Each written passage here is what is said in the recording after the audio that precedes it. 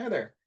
I'm super excited to be here with you and guide you through the Personal Design Futures workshop.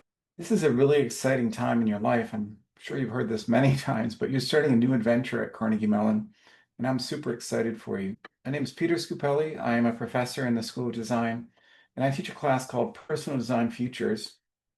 And I'm here to help you start to think about your future and how you can make the most out of your time at Carnegie Mellon. The future belongs to those who believe in the beauty of their dreams. Today, we're going to start thinking about what you dream for your life to be. In the long run, you only hit what you aim for. So once you know what your dream is, then the question becomes, how do I make my dream become reality? And so to help people do that, I developed a class called Personal Design Futures. And we work on the most important design project ever, and that is the design of your life. So you'll describe your core values, explain what makes your life meaningful, and sketch out your most desirable futures. You'll learn to imagine the otherwise unimaginable and chart paths forward using design thinking and futures thinking methods. The word futures is plural because there are always multiple possible futures for each one of us. So I'll explain the main ideas of this class, and then we'll get to the workshop. So how do we think about time? So one way of thinking about time is thinking of time as linear.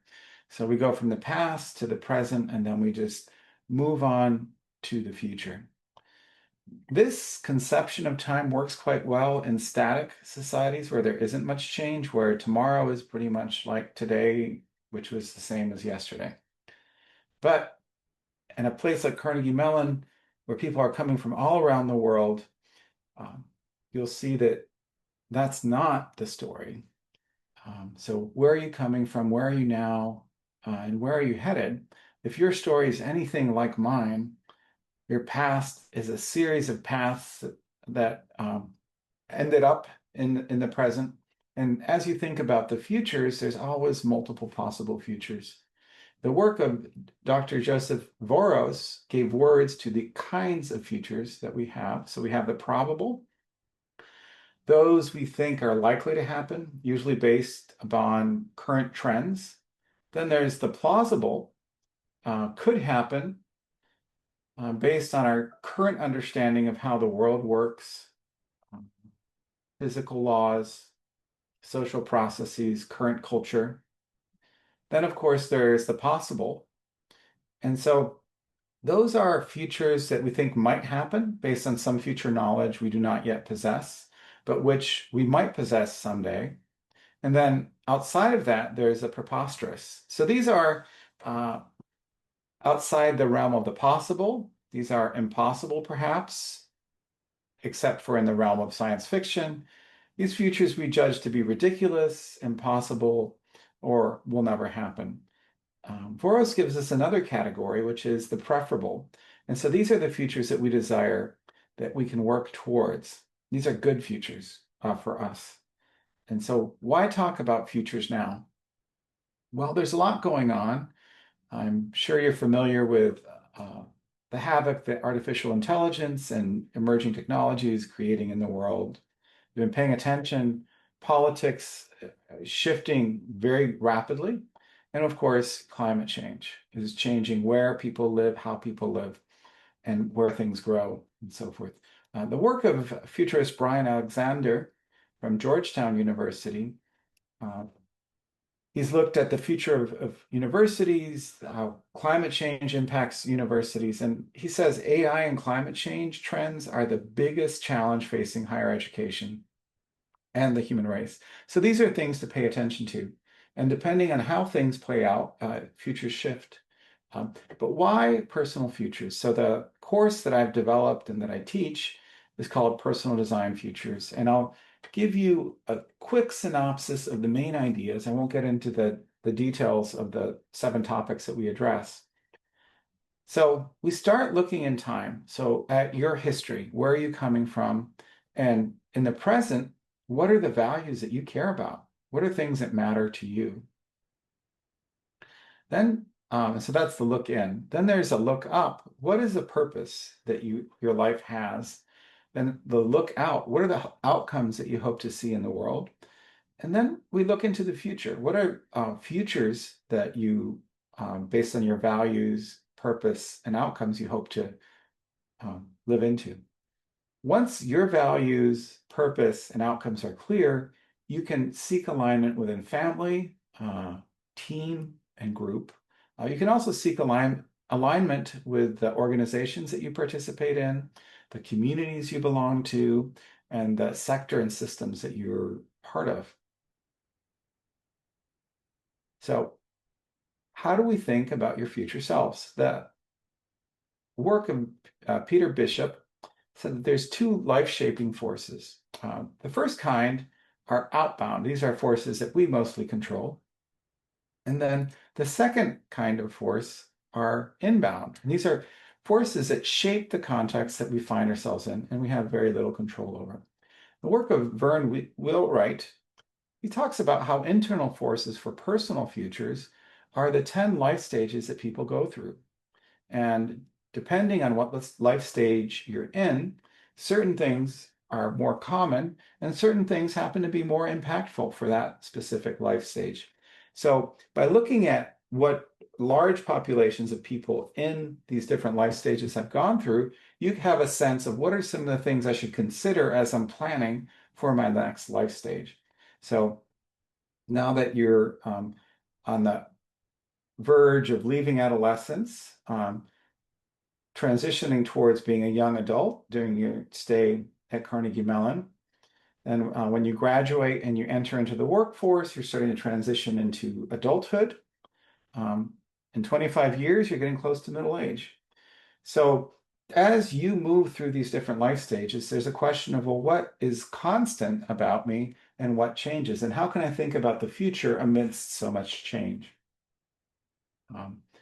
So for the adolescent, there's common events, many of which you've experienced in high school and now. And there's also high impact events that could significantly impact an adolescent, right?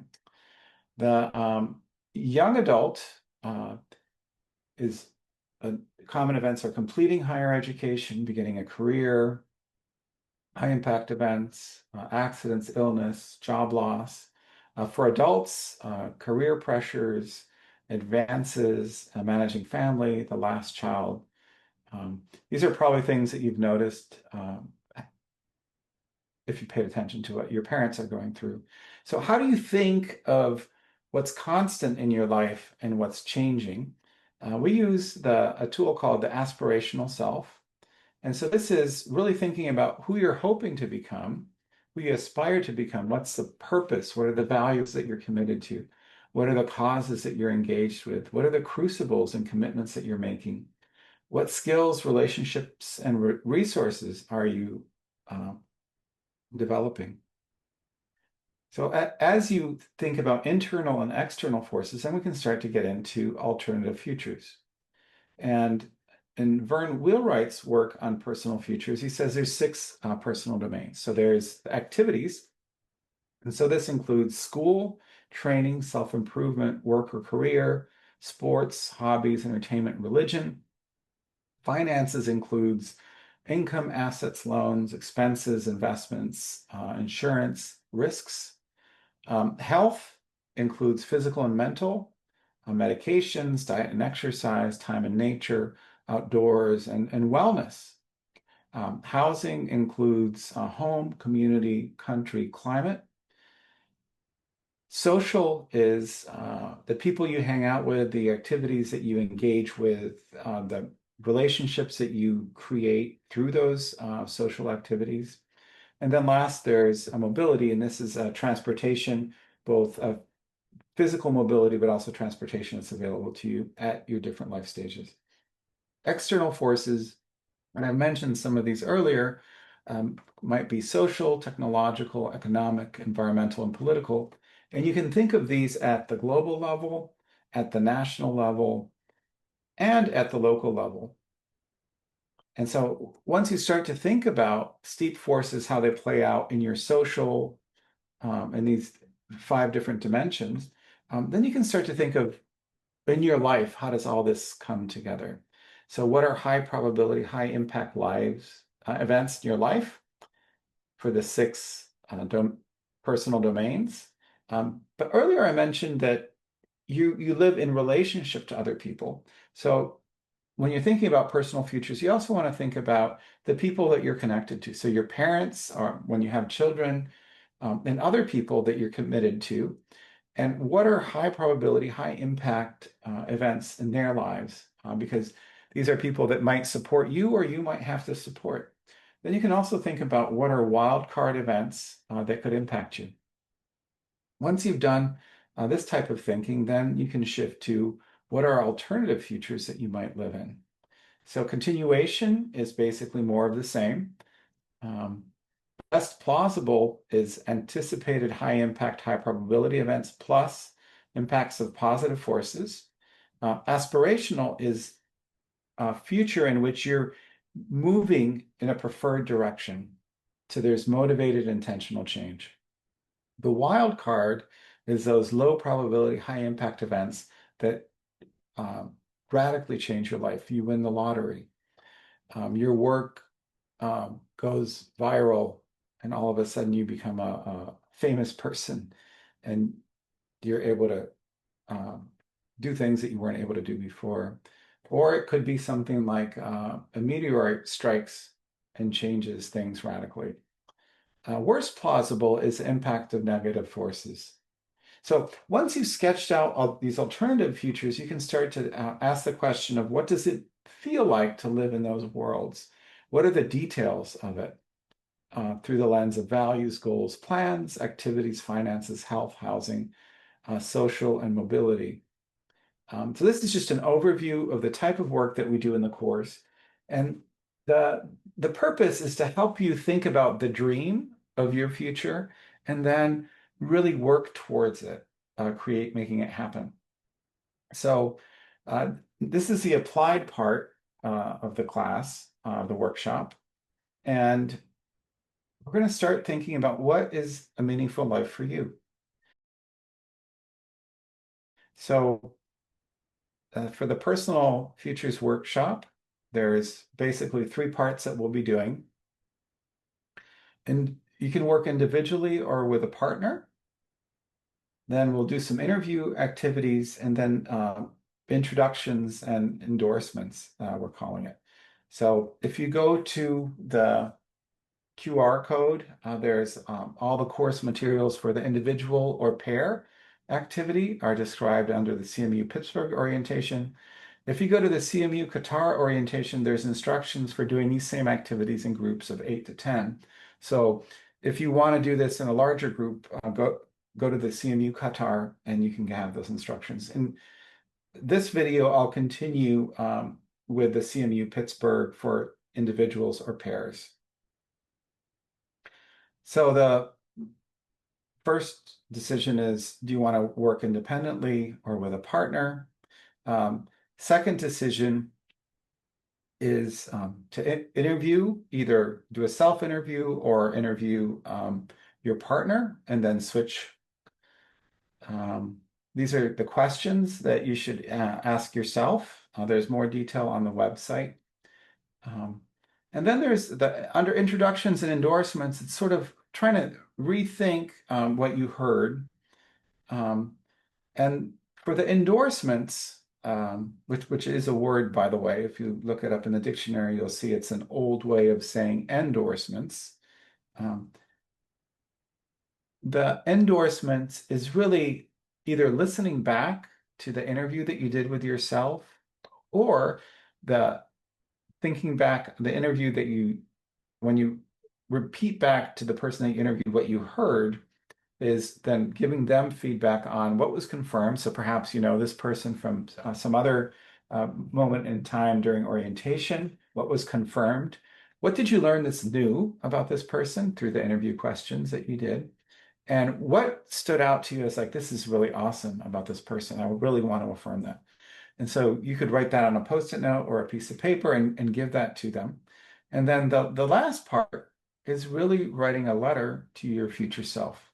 You've been interviewed, you've told a bit about a meaningful person and value in your life, you've received some feedback or you've reflected on it.